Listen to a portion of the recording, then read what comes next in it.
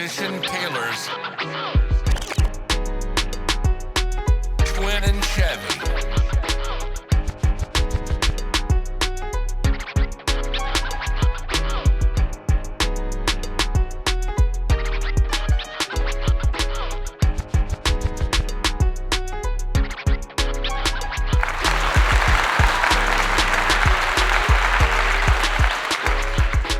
Greetings, everyone, and welcome back to the Tailor's Talk podcast, live here at Grind Entertainment Studio, home of Musician Tailor, LLC. I'm your co-host, Chevy Revis, along with my co-host and co-founder, Darrell Twin Smith.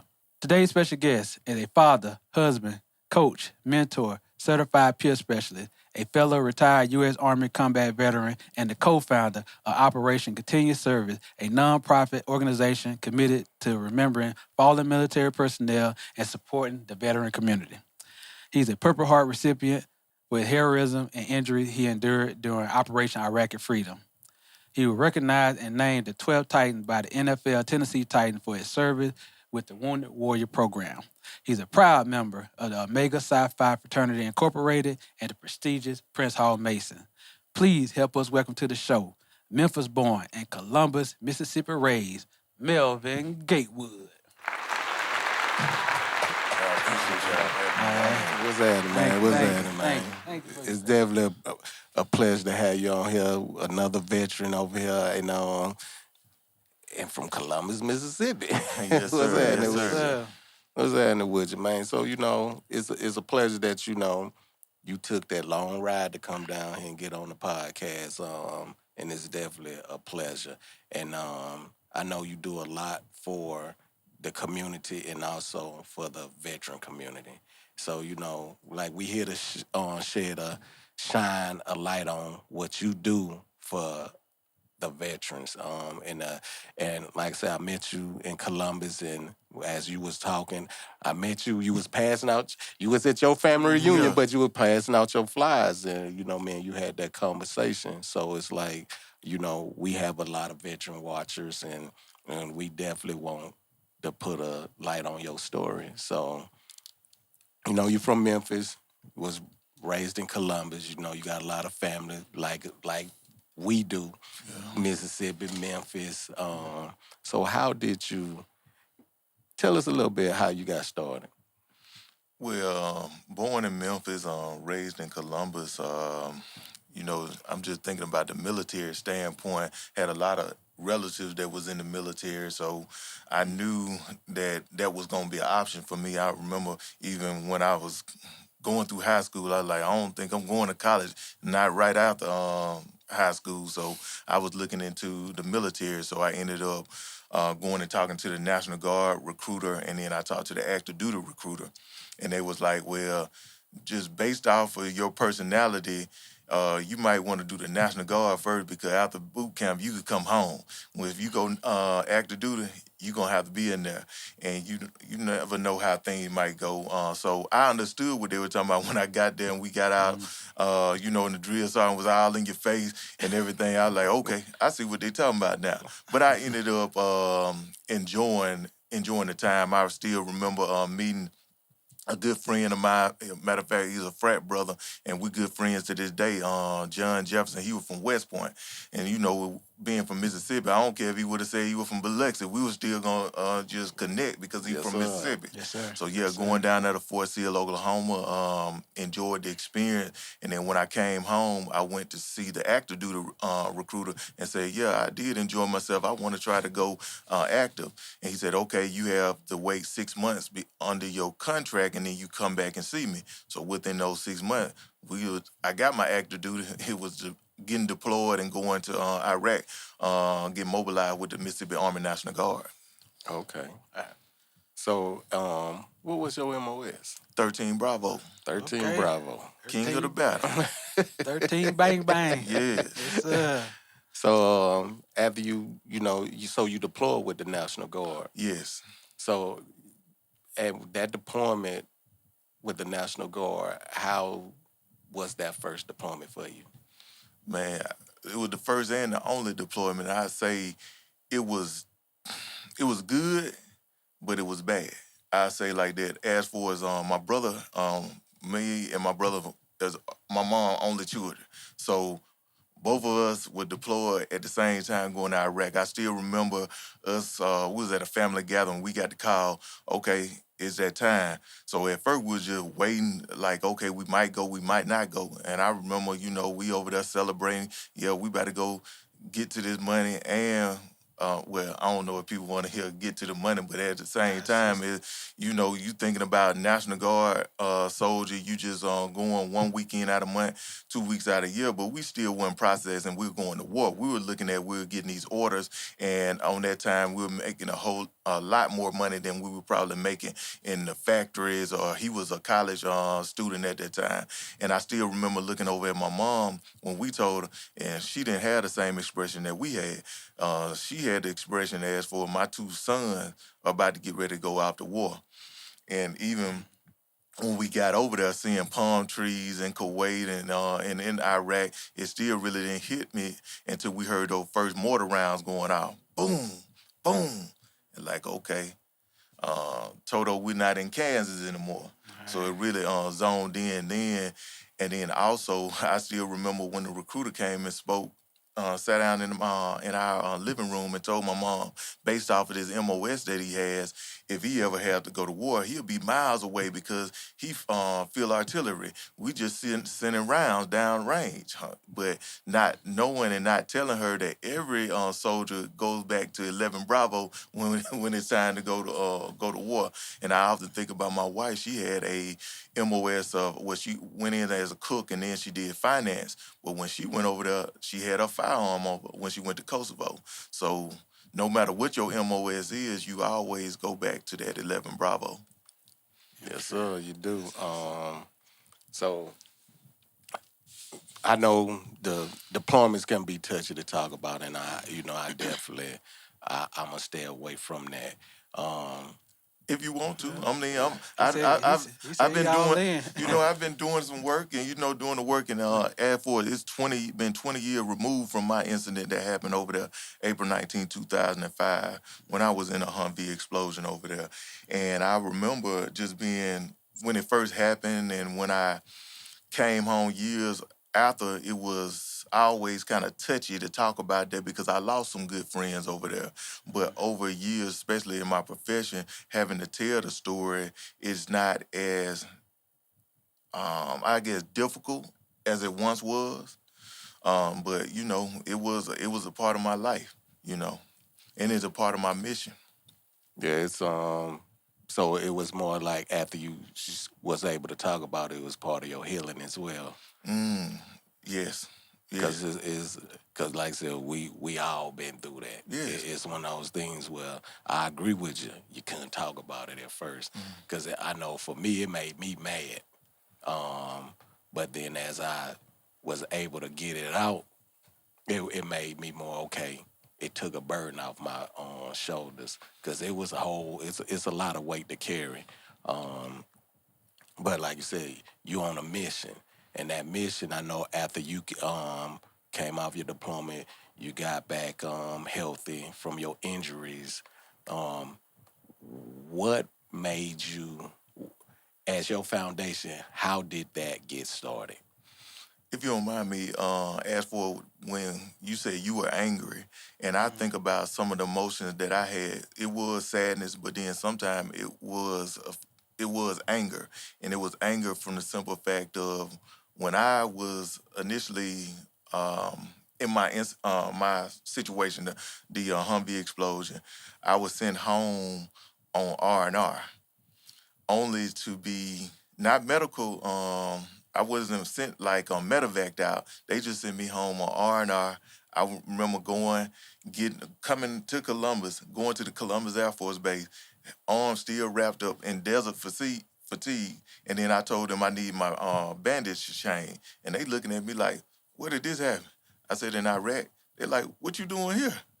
I said, "Well, my unit sent me home on R&R.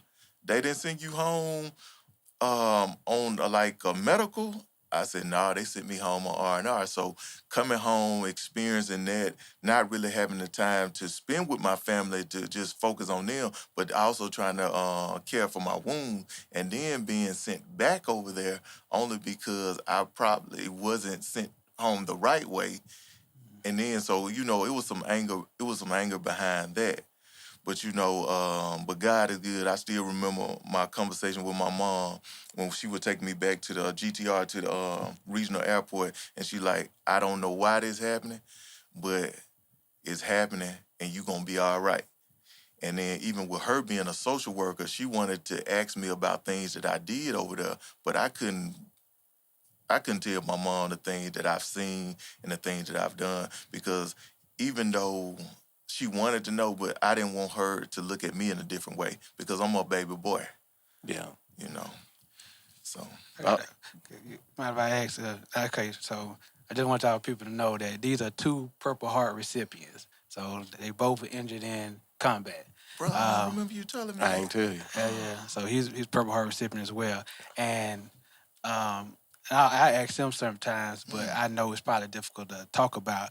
But if you don't mind, can you go back to the day that that happened in Iraq, and can you kind of like let our audience know if you feel comfortable talking about it? No. If you don't, I know you probably told the story a million times, but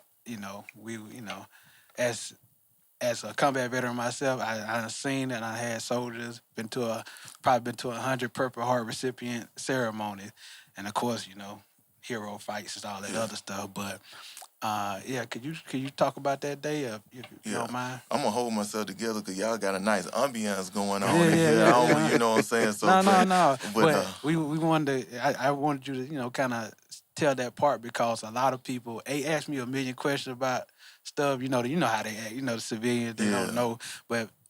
I feel like we could be able to help people and they can understand us or what we went through over there, especially y'all. Y'all actually, so Well, April 19th, as for we were part of QR Quick Reaction Force, so we might get missions anytime of the day, and we have to go out. This specific mission, we had to go and get a escort a Marine colonel. I'm low on the totem pole, so it's only so much I know. Is all I know. I know what I'm supposed to do: get in this vehicle, and I'm supposed to drive.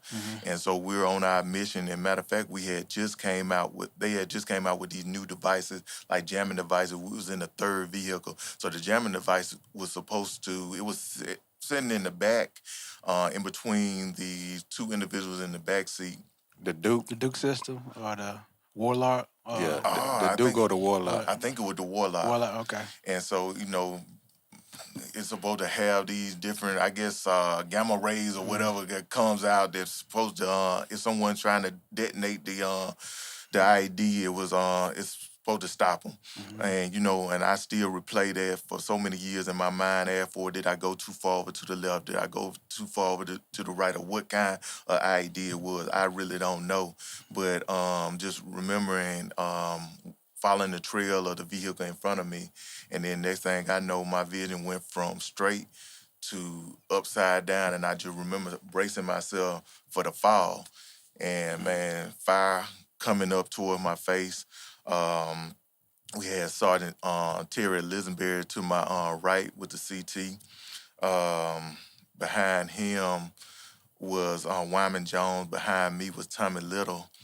And Davidson, he was up in the gunner hatch. And, man, fire just coming towards my face.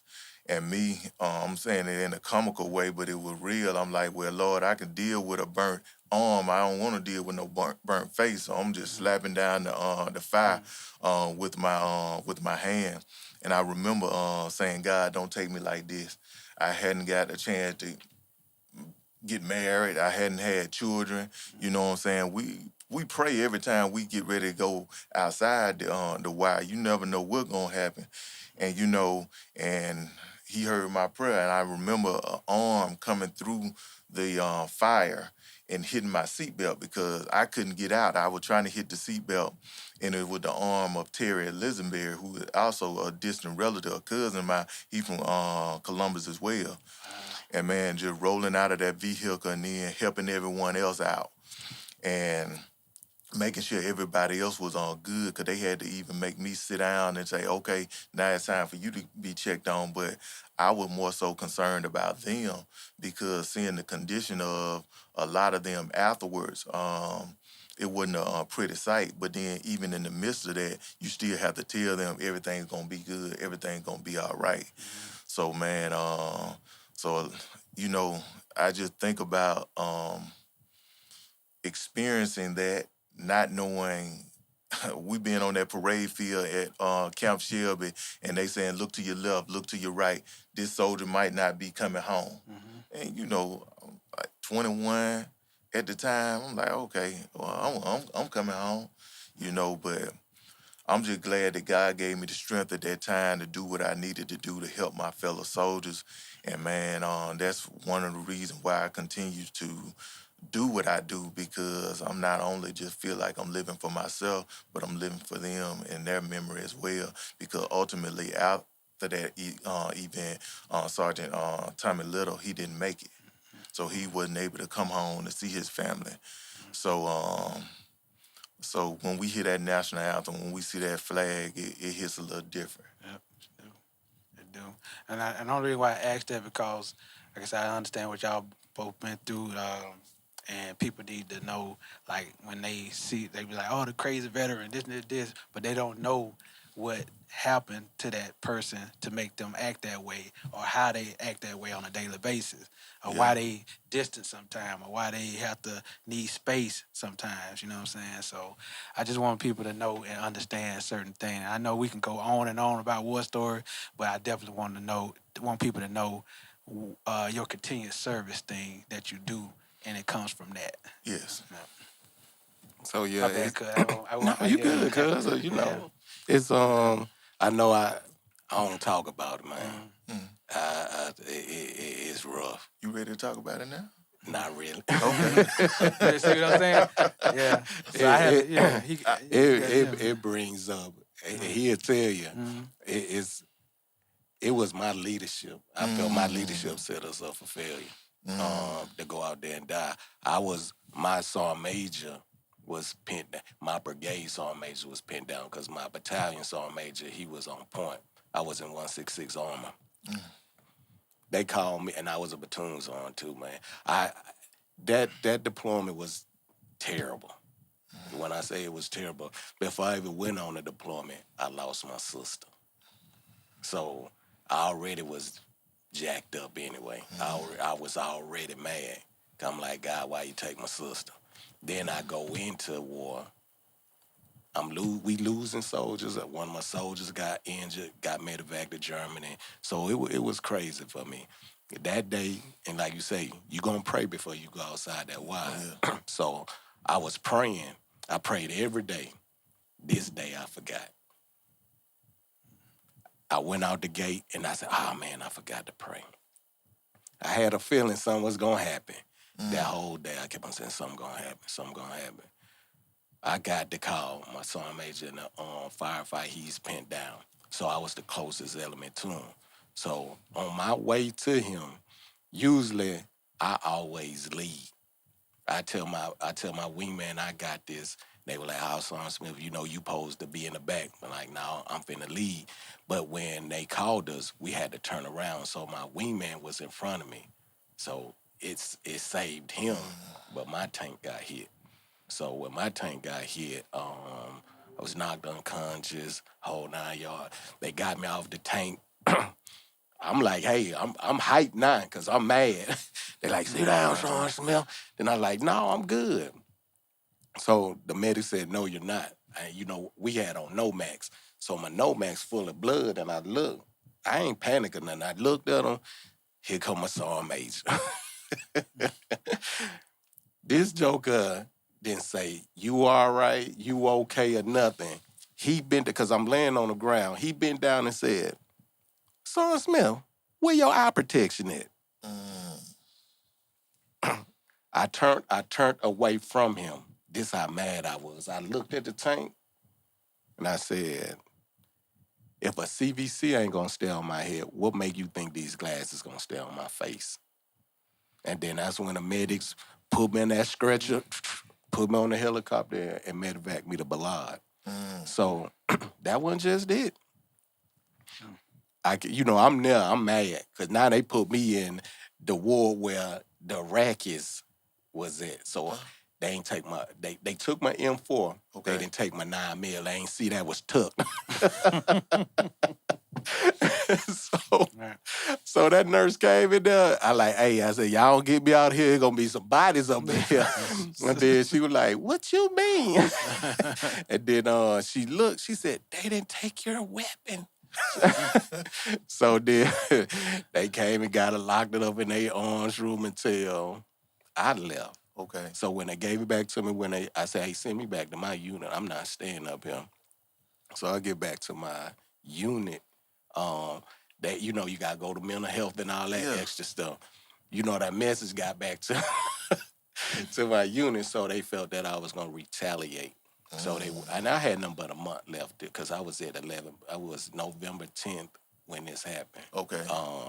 So my company commander came to me and said, Son Smith, I can't let you go outside the wire. I said, why not?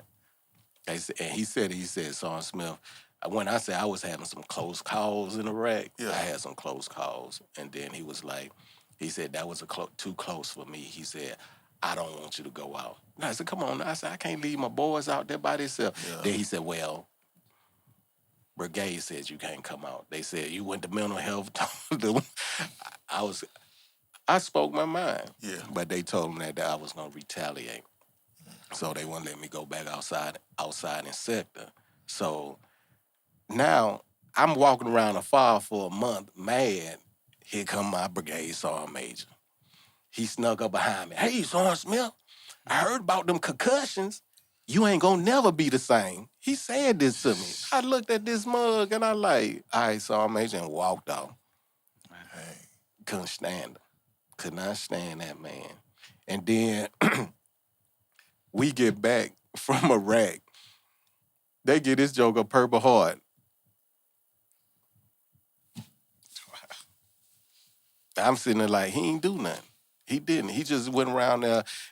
Instead of him checking on soldiers, because we lost 11 soldiers that deployment. And he was worried about if you had eye protection on out there in sector. But I had it. Like I said, if my CVC can't stand on me, what it is. But CVC is a helmet for a tank with the actual intercom system in it. And it has a strap, so if that came off his head, that tells you a lot. Glasses and everything else gonna come off. So it was it like I said, it builds up anger. Yeah. Because it's like some of the situation I felt my platoon was put in. Yes, we supposed to go out there, and I knew my life was in danger. I just the unnecessary danger. What I was mad about. Yeah, I understand. And I think about so many service members have traumas that are pertaining to the leadership that they had, whether it was in theater or outside. And a lot of times people kind of brush that over as, well, that's what you signed up for. But sometimes, okay, you know what you're doing. You know you're not operating in a good space and really thinking about your soldiers. And that's a bad thing. Because we often say, and on my vest, I have one condition I often put on there, toxic leadership. And I had a female veteran, that matter of fact, that asked me to add that because of some things that she had experienced. And I think we all have at times had toxic leadership within the military. Yeah, speak on it. I ain't want to get too deep on that, but yeah, that's part of, and I won't go down that road. Toxic leadership. We from Mississippi. Racism, everything. And we from Mississippi, so we can see that 10 miles away. That's true. You know what I'm saying? So we dealt with it, and we ain't going to act like it didn't happen in the military, but it definitely did. So. And I also want to mention, because I know a lot of times when I talk with veterans, they would say, okay, they want to feel that my service was more because I received a Purple Heart, I was hurt. I said, if you raised your hand and you said you were going to defend this Constitution, you are a veteran just as much as I am. That part. And, you know, because a lot of times, especially you be in some of these settings and veterans want to have, we can cuss on here? Yeah. They might want to have pissing contest with one another as for, oh, you got one Purple Heart, I got 3. Oh, man. Well, you know, it kind of go back to the National Guard regular Army thing as for that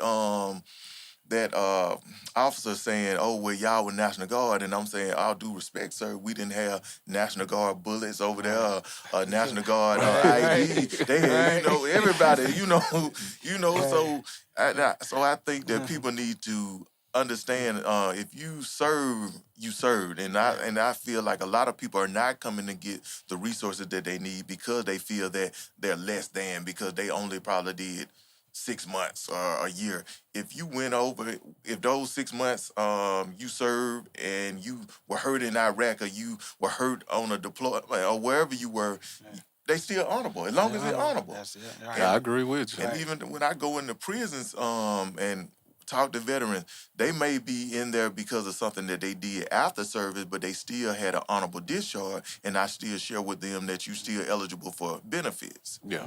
So, yeah. No, that is deep. Yeah. Now we like I said, we've been active duty and we work with National Guards and Reserves. We was at ACRC. Okay. And, you know, we all had active duty, have our jokes about National. Yeah, somebody say nasty girl, nasty. Yeah. Bro, you know how it is. But they don't realize, and it took me a while to realize, to be honest with you, like, okay, when a natural disaster happened here in domestic, who the first could call? National y'all. Guard. Yeah. Then of course the mighty 82nd gonna come later on. but y'all definitely get the call first here. So that means they gotta deploy domestic and foreign.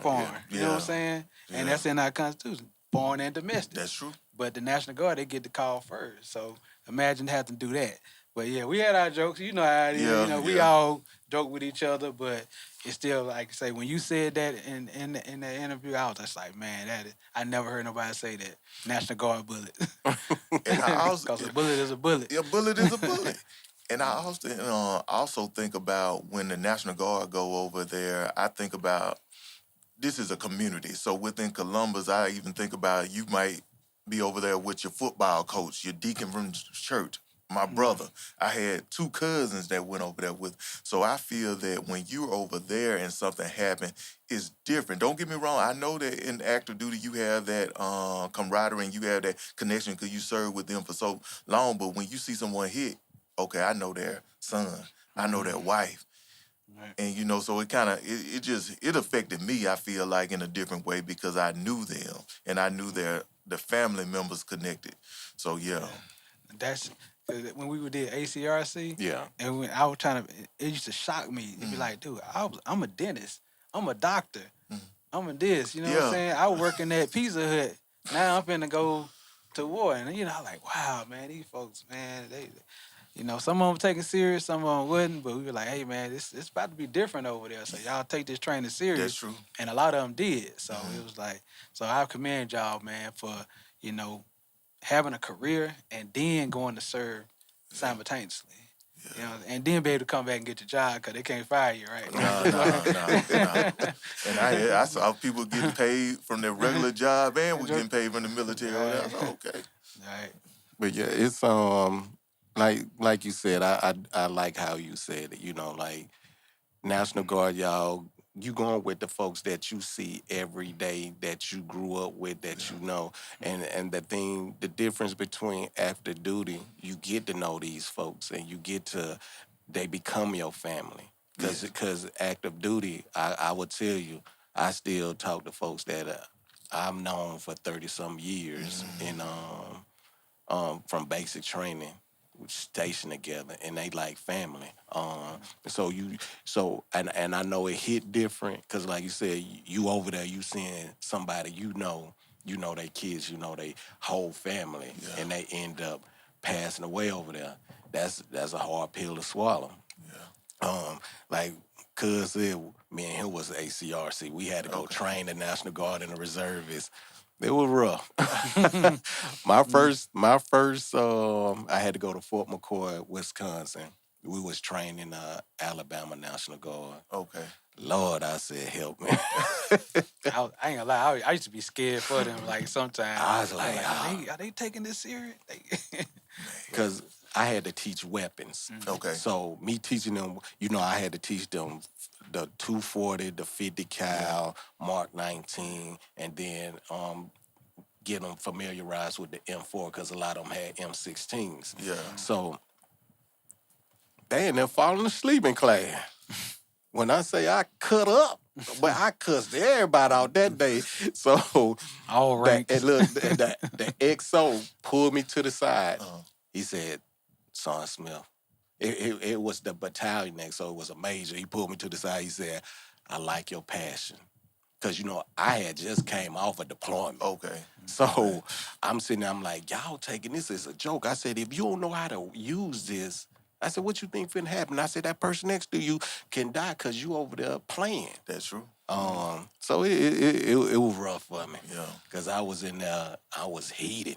Because I knew they didn't know what they was getting into. And I tried to, everything I did was from me coming from a deployment to get them to see, hey, you need to take this serious. And I said to some of y'all ain't coming back. I said, if you still got this same attitude, you're not coming back. That's a true statement. And to this day, I'm in touch with one of the cats that was in that National Guard unit. Okay. Me and him still cool to this day because he was like, man, I appreciate you. He said, you might didn't think I was listening to you. He said, you saved my life. So even as we talk about these deployments, I don't want to get emotional on here. So, and I appreciate you sharing your story. Yeah. Thank you, man. And thank you for bringing that out to him. 'Cause, he'll bother it in, and I can say it's not me to like force that out. He done told me a lot, but I try to give him to open up a little bit. Yeah. But I figure, y'all both had to Okay. endure the same thing. You know what I'm saying? Thank God I was lucky enough not to get hit directly. He's Superman. He Nah, flying man. through I'm the sky. airborne. Look, Nah. he flying in the sky. It was either the truck in front of me or the rear truck behind me. It always kind of just missed it. But it goes back. I know we all believe in God and stuff. Somebody prayed over me before I went to Iraq and Afghanistan. Like, hey man, you protected by the blood of Jesus, man. Don't worry about it. You're gonna come back. And I was just like, I received that, and yeah. But we all here though. That's the thing. We all here though. So and we here to tell. I love this platform because we here to tell the stories of our people who can't be here. You know what I'm saying? That's true. So. And I also remember one of the guys in the truck when we were headed back into our fob, he gonna say, "Oh man, you gonna get a Purple Heart?" Man, I'm not kidding. I don't care about no Purple Heart. I'm the only one going back. Everybody else get medevaced out. So it's just. It's the stuff folks say. Yeah, because I thought about that when you said the about your folks say. It's insensitive. They ain't even thinking they... Man. Yeah. Yeah, I didn't sign up. Well, I signed up, but I ain't signed up to get no Purple Heart today. Like, congratulations. Ooh, that one killed me, man. I said, I ain't want this. I had to hit him with it. I said, let me show you what that Purple Heart come with sometimes. I said, it come with a certificate of DOA. You're like, what is that? Dead on arrival. I said, I seen too many cats get that Purple Heart, but the only people that received it was they parents, they wives. Yeah. So I was like, it was like when folks say that, I said, you must don't know what a Purple Heart is. Yeah. Then they're like, well, ain't this like a medal that everybody want? The person that said to me, I said, ooh, you naive. I said, no. I said, you got folks with Purple Hearts missing legs, missing arms. I mean, they can't even, paralyze. I said, you got cats that passed away. So I'm like, I said, hey, just, if you see a Purple Heart tag, I said, they went to war and they got wounded. Yeah. This the last one somebody said to me, this was recent. I had to laugh at them. They're like, do you get a Purple Heart in the United States? I said, from what? Tripping and falling? She said, yeah. I said, no. I said, hey, look. I said, No, I said that's a wartime award from being injured. So it was, Even the shooting at Fort Stewart recently. Oh yeah. Yeah, it's like it got to be wartime, right? yeah. In a sense. So even though they Yeah.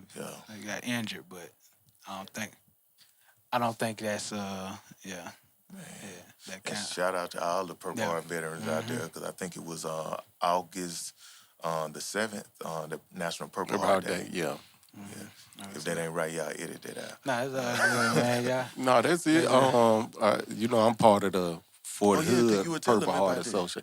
I did tell you I And had a that- Purple Heart. You I didn't did. say you didn't tell everybody that we sat outside that hotel and talked for about 2 hours. Yeah. About a little over 2 hours, and that's a connection of veterans. You know, Yeah, that's connected. I ain't gonna lie, I was excited to have this episode. man, I 'Cause, was glad to be here with you all, man, especially knowing you both serve. And, so those stories need to be told. And I feel like when you're getting the information from someone that looks like you and that can relate to you, sometimes that is a way to get in and make people comfortable so you could talk to them about their benefits.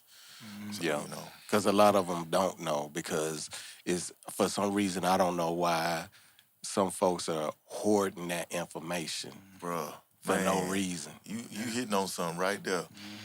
It's a program, Military Warrior Support Foundation. They give out mortgage-free homes.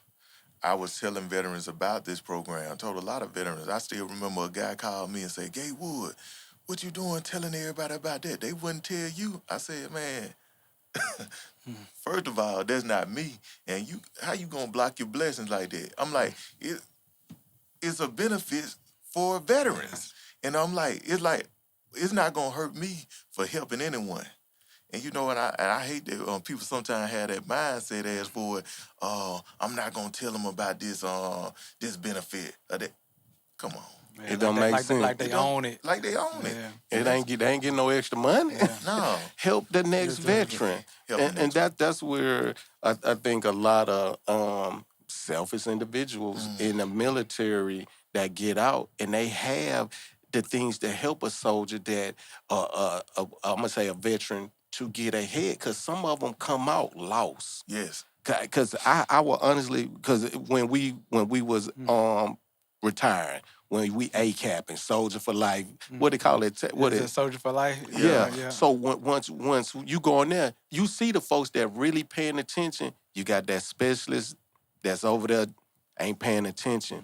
Then you run into a lot of them outside and like, hey, did you go get your benefits? Me and Carter had to fight with this one. I can't think of that girl name right now. That was on a soldier show with him. We had to fight her to go get her benefits.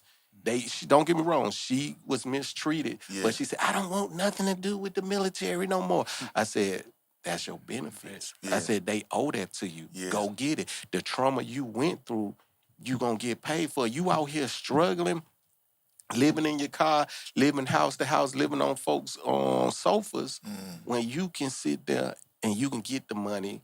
They got programs, especially for females. They got a lot of programs for females that they can tap in. So even the female veterans I know, I kept sending. I say, look, go talk to her. She got everything you need to know and help you get in that door.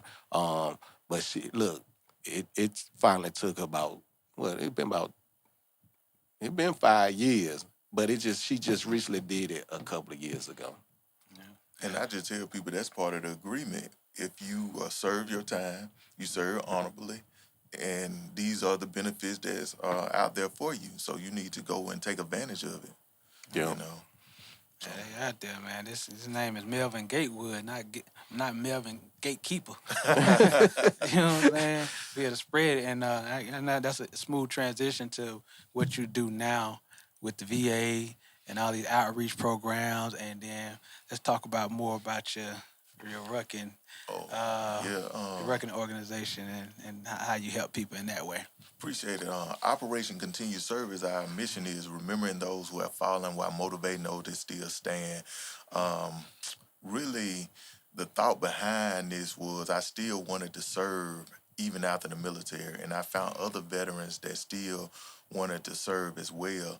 And working with the Department of Veteran Affairs, I ran into a lot of areas where it was a lot of red tape where, okay, Melvin, you can't do this, or you can't go out here to this rural area because this is your AO. And I can understand that, but at the same time, I saw that a lot of people in those rural areas were not getting those benefits that they need. Us coming from Mississippi, when we think about the larger cities, of course, Jackson, I even put Hattiesburg somewhere in there and on the coast, but then I think about the other small towns like Columbus, Starksville, and things of that nature, where you have a veteran service officer that job is to give those resources to veterans. But a lot of time when you think about veterans service officers, they're more so filing claims. So we wanted to actually come into areas, do veteran social gatherings, whether that's tailgating over at Mississippi State, where we have partnered before with them with their veteran center, or going to local cafes and doing veteran coffee social, and having this safe space for veterans to come in, get the resources that they need. Because working with the VA, I noticed that everyone is not going to walk in the front door and just say, help me. So now it's like meeting them where they are. We have done these socials at Costco, meeting them coming in, getting their groceries, and people like, and I've even done it at post office. I didn't even think about that. Post office, people coming in and out of there all the time, and we've connected with people. And just like we just said, a lot of times veterans are feeling like, well, I only served 3 years and I'm good, I'm all right. But do you know about your home, the home loan? Do you know about the Montgomery GI Bill? Do you know about all these other benefits?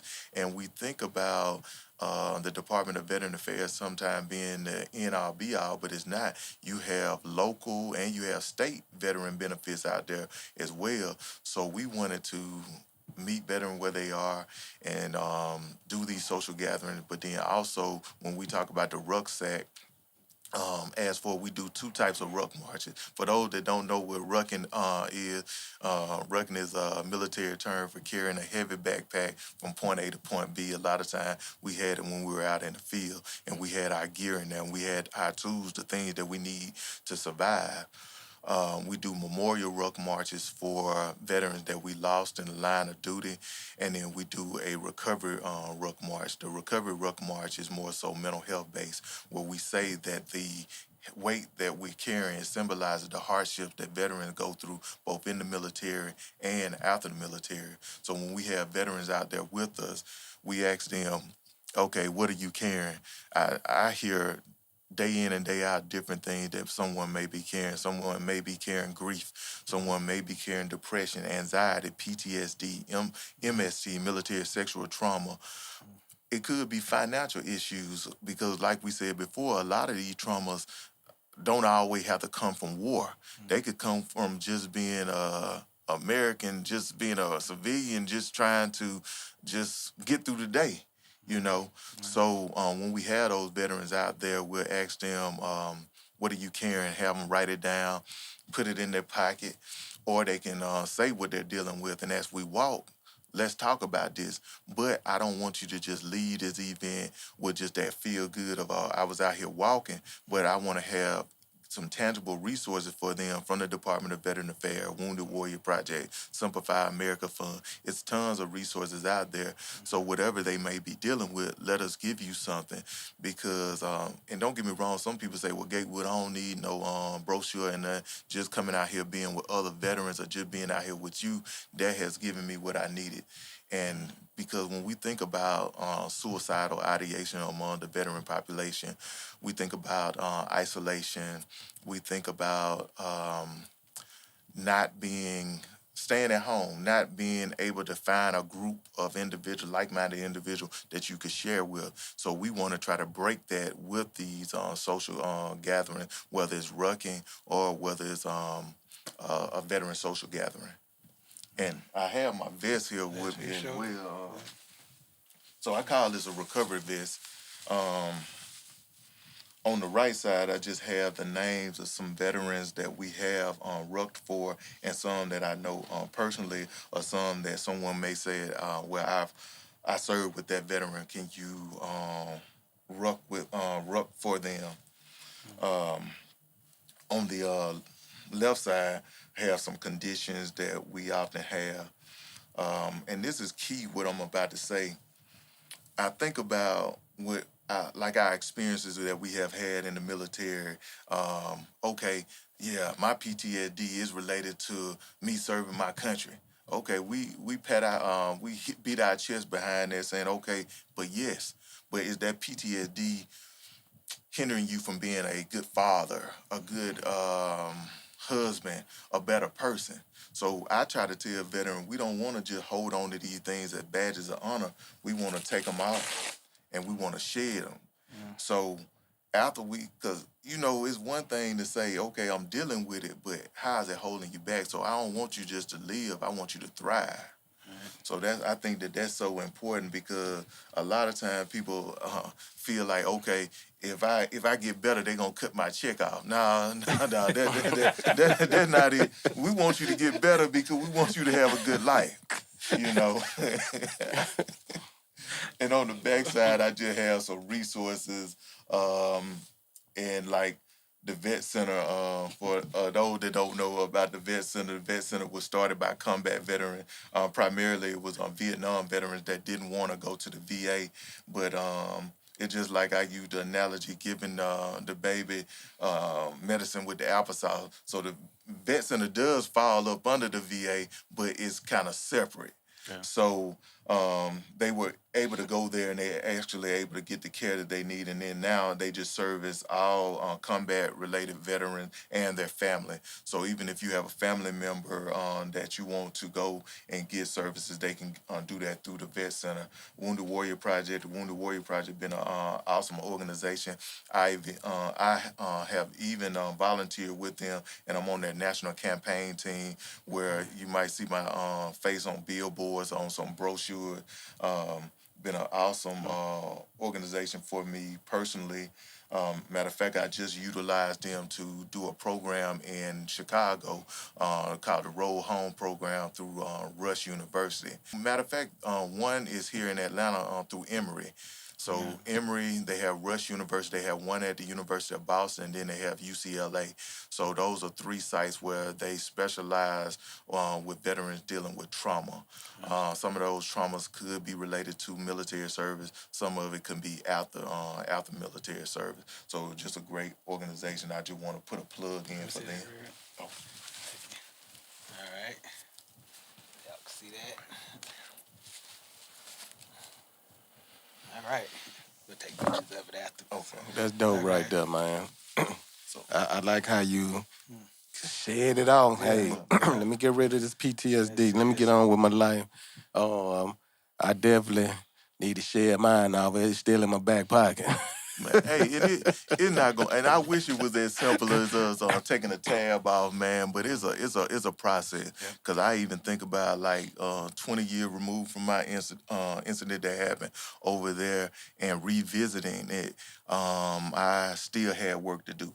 A lot of times people will see you thriving in different ways, but depression and PTSD, it shows up differently for everyone. Me, personally, I just wanted to continue grinding. It could be a good thing, but then it also can be a bad thing as well, because do you really have time just to pause and really process what's really going on? Yeah. So. It's funny you say that, because that's what I was doing when I first got out. I was just like, I'm just grind, go work, state to state, doing all this. But then when you have to sit by yourself and get that quiet time, that's when everything start hitting you. Yeah. And then you have to, all right, let me get in the mirror, face this stuff, deal with it one by one. Yes. And that kind of helped me, get to a good space where I'm at today. You know what I'm saying? Man, that's great. That's great. Yeah. And somebody need to hear that, because there's someone out there that doing that same thing. Mm-hmm. Yeah, he'll tell you, I hit the ground running. I think I'm still running. I won't sit still. God gonna have to sit me still. Oh, no, you don't want him to do. No, he been talking to me. When I say in a good way, he been talking to me. He like, hey, I need you. Sit still. Okay. Not sit me still in a bad way, but he sit me still in a calm way. Okay. Cause I know the difference. Yeah. I know the Yeah, difference. right. But no, he had I had to, he humbled me. Mm. God humbled me. Cause I know 15th Street Church of God in Christ. Oh, yeah. That's the church I grew up in. Okay. So I ran off. I had to, man. Church of God, Kojic is different. Kojic is a different monster. They was preaching fear. They didn't preach development. They didn't preach growth. They didn't preach how to, the things that you needed to be a good Christian, to be a God-fearing person. They just always preach fear. You playing football, you're going to hell. Yeah, you're playing baseball, you're going to hell. I'm like, I'm a kid. I understand. So, yeah, So what?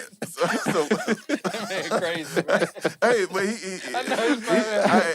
but that's what they would do. I want to attest to that a little more, but I don't want nobody else to see man. this and get on my head. But I've heard that before. Yeah, both definitely. But I had so it made me. So I said, "Oh man, let me go try the Baptist church out. Let me go try the non-denomination church out." So then I started seeing stuff, and I kind of slid away again. And I just he finally said, "Look here, you ain't gonna be happy till you come through me."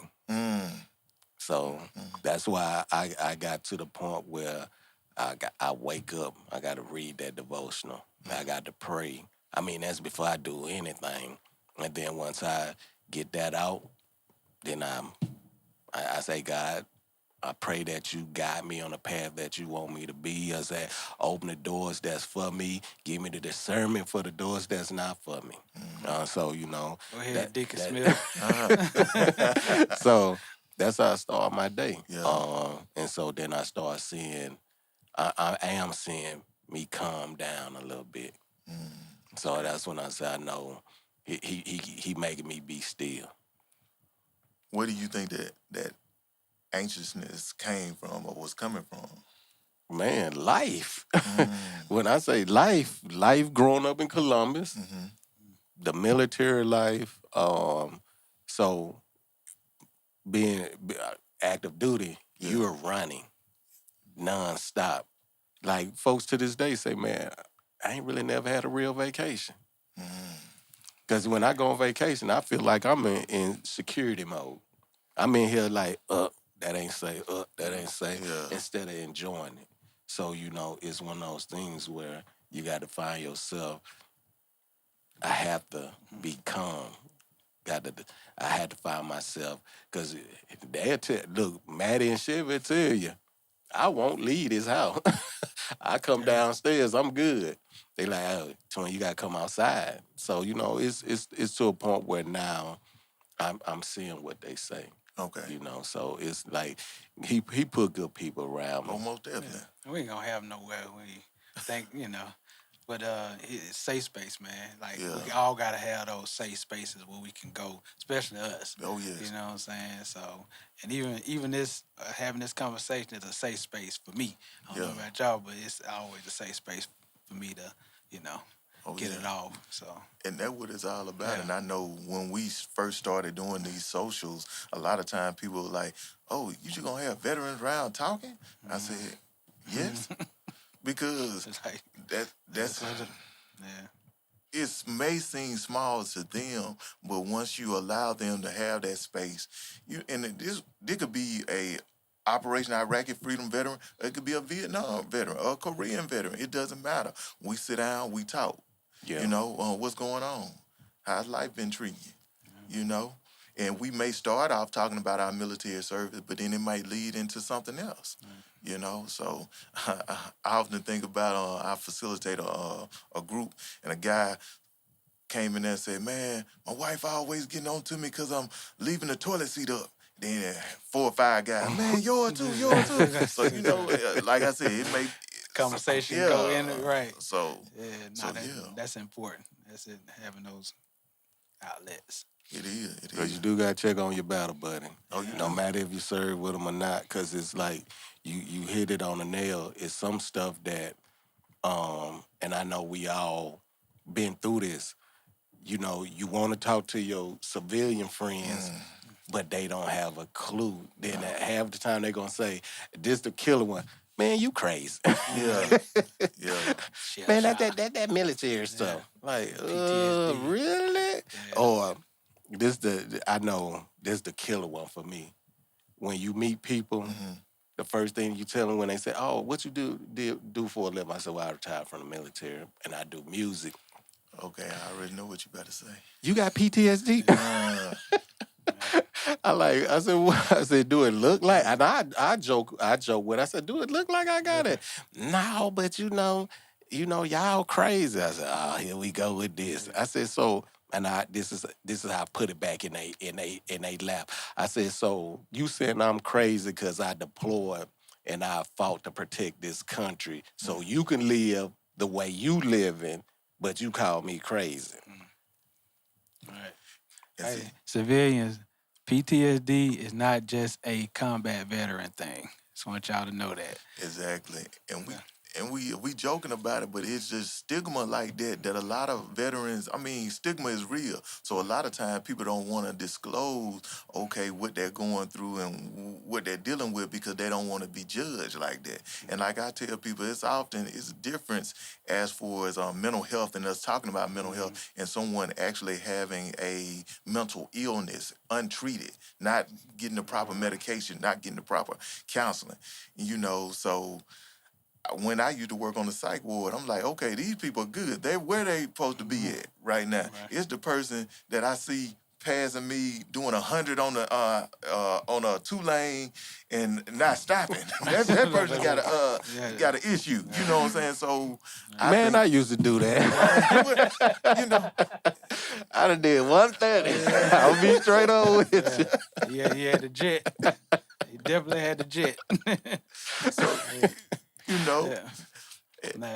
Nah, you right. People where they at, and then you got to deal with the people that's supposed to be in the psych wards and stuff like that. But yeah, I was in a hurry. You was in a hurry. I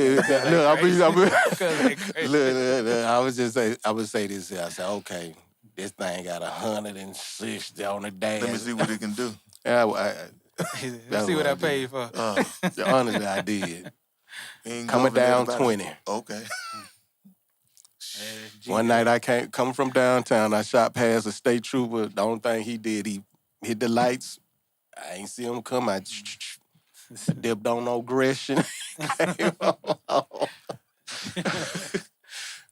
I got rid of that vehicle now. That vehicle. But now, gone. when you just sitting here listening to you say that, I just think about the amount of veterans that join bike clubs and still need that thrill. You know what I'm saying? Yeah. So I even think about some behaviors that I had after the military that wasn't very healthy. And after I started this healing process, I realized, okay, what I was doing was kind of thrill seeking. And, so, hey. Yeah, you right, man. I ain't gonna look. I went and got the old motorcycle license. I'm in Fort Hood.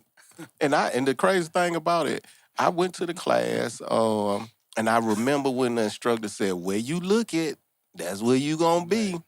I'm coming around the curve. And when I'm talking about, I just barely look.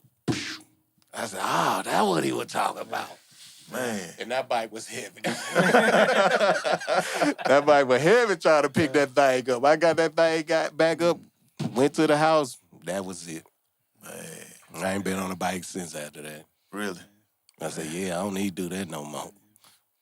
The thrill days, man, the military have you thinking that like I was an airborne unit, so I was 100 miles an hour almost every day. So, but it only take that one thing. Oh, yo, I'm airborne, this. Until one time I came out and my parachute got entangled, and then I had to get out of that. Yeah. Then I drifted off to somebody, had to walk on top of their parachute to get away from so we wouldn't be entangled. And then I was like, okay, my jumping day is about to be over with. So when I landed, I had one more job still in Alaska. I said, if I can make it through this jump, I'm never jumping out plane again, right? So getting on motorbikes and speeding and things like that, I think I had a little PTSD from just that little scare up there. So a lot of things I won't do now, not to close myself in, but it's just like I don't have to do that no more. So the thrills and all that other stuff, for me, Yeah. I think them days over with. So Man. that's why I like being on the ground and driving. I wanted to jump out them Yeah. airplanes. They wouldn't let me. They said, ain't no airborne tankers. Yeah. But I did find one. Okay. He was a master gunner too. I said, man, how did you go to airborne? Because what's that one brigade they had at Benning that had tanks, and they end up sending. They was part of Stewart, but they was at Benning. He was Oh, he was stationed there. He was stationed at Benning. he had to go to airborne school right there. Yeah. They needed somebody to go. He said, here you go. So he went, and then I said, man, I've tried. When I say I tried to go airborne and air assault, Man, my told me question, no. I was like, is something wrong with the plane? Why we jumping out of it? I was like, they said they doing it for fun. I'm like, hey, nah, It was something I'm gonna tell you the real reason why I went airborne. You ever heard of the triple nickel? yeah. Okay, that was the real Okay. reason, and I had met one of them. He was stationed. Maddie met him. His name's Sergeant Major Jones.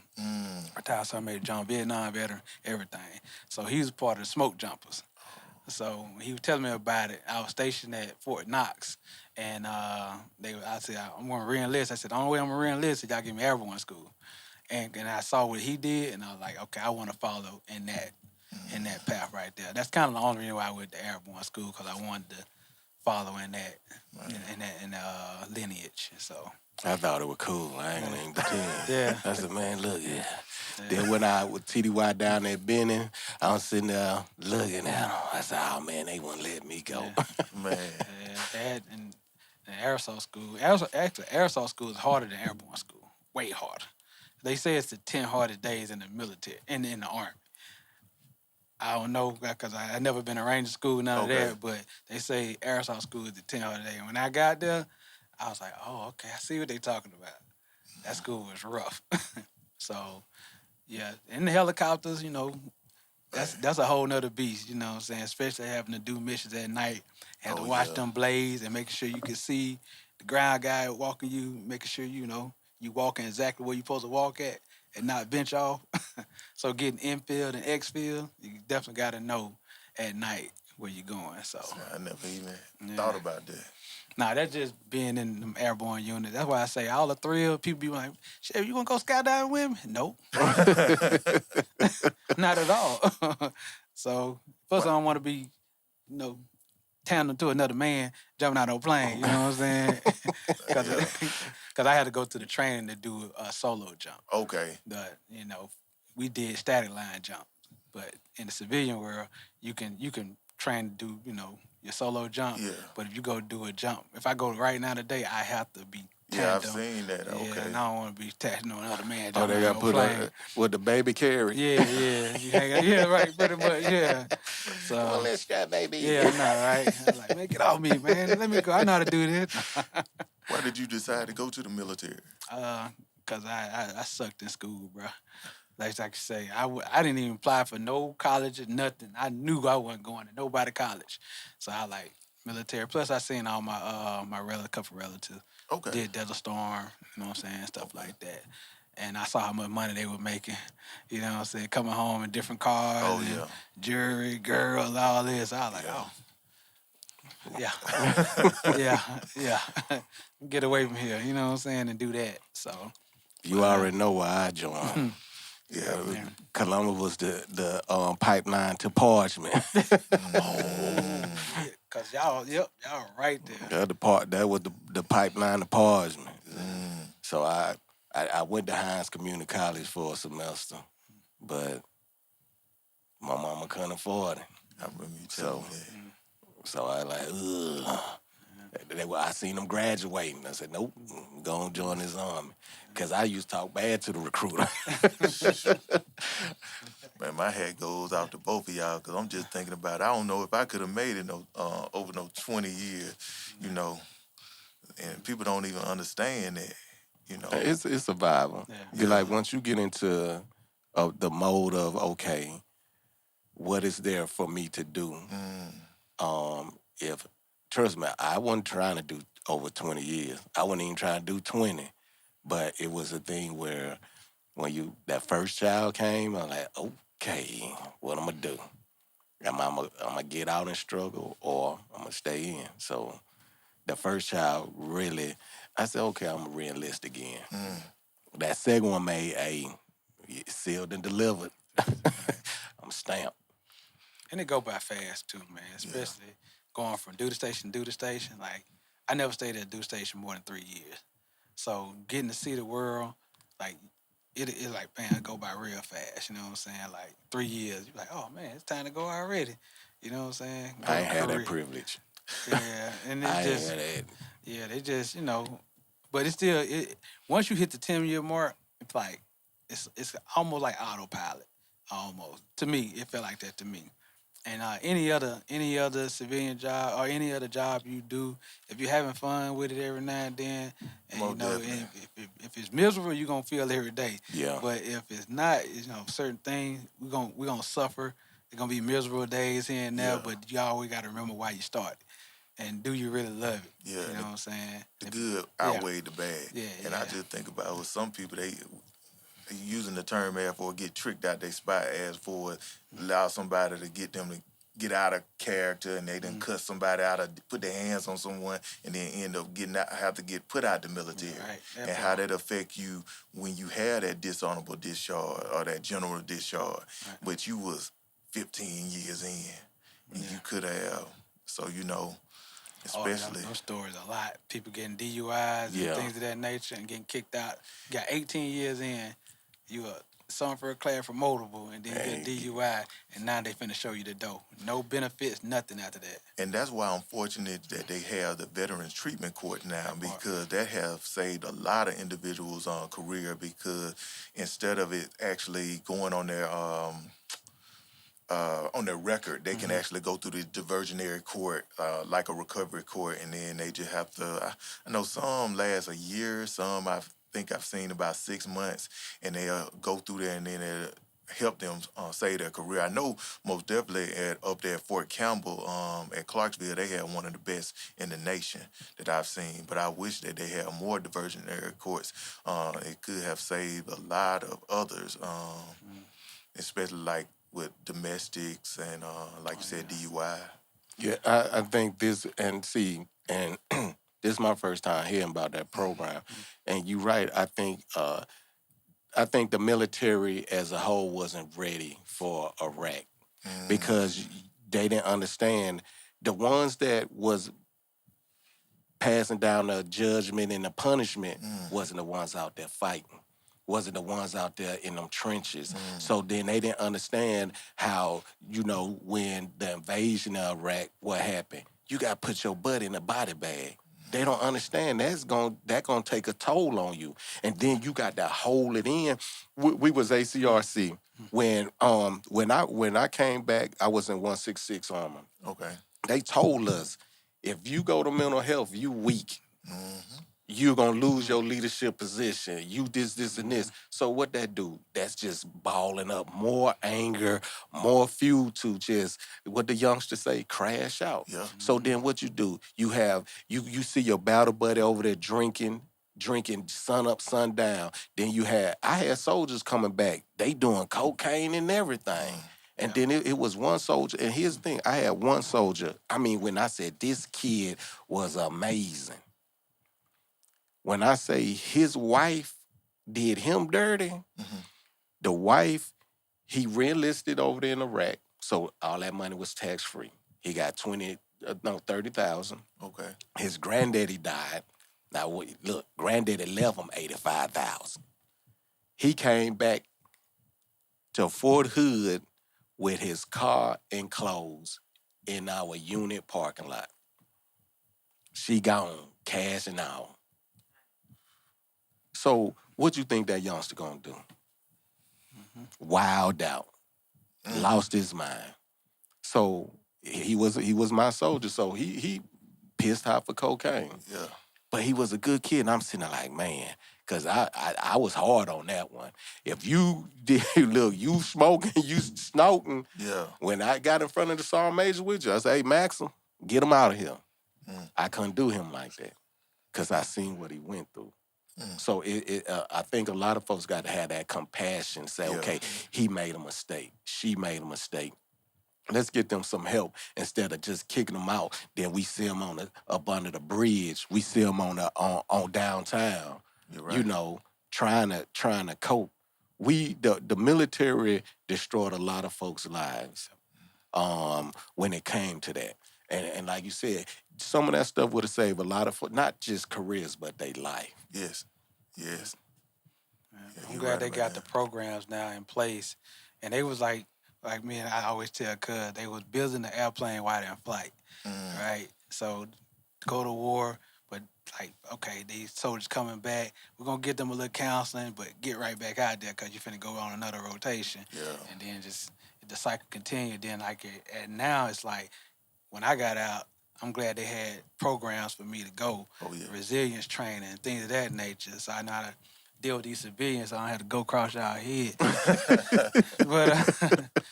but no, I'm glad that I went through those type of training. They got these programs in place now, and Melvin, we appreciate that. You know, you continue doing that and bringing awareness and what's that advocacy word? Yeah, advocacy towards serving others, whether they civilian or military or retired. You know what I'm saying? So we Yeah. definitely appreciate that. Man, I appreciate y'all. That's what it's all about, man. Yeah. And I think about when I'm going around the country with my flag and the backpack, and I've often had people who are not military affiliated stop me, especially in Mount Juliet or either in Nashville, because I do one in Middle Tennessee every month. And he came up to me. He was kind of like emotional. He's like, "Man, I appreciate doing what you're doing because I'm not a veteran, but I've dealt with cancer. So I've been in that battle, and you motivate me when I see you out here." So I didn't know what it does. And I remember when God even put this in my spirit to my first ruck march. We went from Westline Elementary to Macon, Mississippi. It was 22 miles. And I still remember calling told my brother, and then I told my wife, and I told a couple other soldiers that I served what I wanted to do. And they were like, someone was like, "Man, I'm not finna do no ruck march that far." And then I had someone to say, "Yeah, I'm down. Let's do it." And they were with me, and we did that ruck march, and we did it to remember a soldier by the name of Travis Cooper. We lost him over in Iraq, and we did it to bring awareness of veteran suicide. And I still remember when I got to the grave site, and I just broke down in his aunt's arm because I didn't even know it was gonna affect me like it did. But a lot of time, yes, we're rucking for different reasons, but a lot of time it was healing for me because we can think about all the negative things that we can do to quote unquote cope. But man, getting out there with this with the flag and doing my ruck, that's what it's all about. And I often, I still remember we was in Memphis last year, and a gentleman, we was in Orange Mound. We walked from my grandmother's house over to the University of Memphis, and we going down, Orange Mound, the hood. And a gentleman was in the car. He's like, "Man, what y'all doing walking with that flag?" And I had my father and I had my cousin them with me, and they kind of looked at me. I already know they were like, "Okay, we're gonna let you take this." And I'm being respectful because he in the car. I don't know what he got in there, what angle he coming from. Right. So I like, man, bro. All due respect, man. We out here to register people to vote, and we out here to help. You know what I'm saying? We want to inspire people, and I know what you feeling about the flag and saying about America, this, that, and the other. But I said, man, I done bled for this flag. And we out here trying to be a solution to the problem. And then he was like, "Man, yeah, I understand where you coming from. I understand where you coming from." And I feel like everybody's experience are different. Yes, do we have challenges? Yeah, but I wouldn't want to stay in no other country but America. Man, bars. You That know, part. you know. Part. And I often have people will say to me, and I feel like it just naysayer people like, "Oh, you better you don't need to be out there walking, you don't need to be out there wrecking, something gonna happen to you." And I say this, and I don't say it to upset my family in any kind of way, but I mean it. I feel like, okay, if my untimely death may come, may death find me doing what I was called to do, may it find me doing what I want to do. You know what I'm saying? Because a lot of time we sit back behind the scene now in the world of the internet, and we could talk a whole lot of stuff from the comfort of our home. But are you out there on the forefront trying to make change? And I think that is with all the differences that we have amongst ourselves, we are better together. You know what I'm saying? And when it's said and done, I want Gatewood to be known for a person that tried to spread love and not hate and bring people together and not divide us. Right. You know. Gatewood, not Hatewood. Like, So man, I know your story is still being written as we speak. Where can we find your organization? Tell that camera where they can find you at and where they can website, social media, whole nine yards. OperationContinueService.com. You can go to Melvin Gatewood .org. We're on social media, Facebook, Instagram. You can follow me on with TikTok, or just Google my name.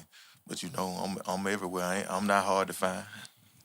So also, with your Ruck With Me, when is your next event? Man, I love to do a ruck here with you all. I'm gonna put that on the calendar. do it. But more so, recently, what's coming up as far as next month, September the 13th, I'm gonna be the guest speaker with the Care Forward Wounded Warrior Care Forward Nashville. So that's my next official ruck. But after that, October the 11th, we're gonna be down in Columbus, Mississippi for the inaugural Sergeant Melvin Gatewood Ruck Walk and Fun Run. And it took me a minute to even get to the point that I say I want to do my inaugural ruck, because I want people to know, and what old people that really know me, they know it's not to pat me on the back or anything like that.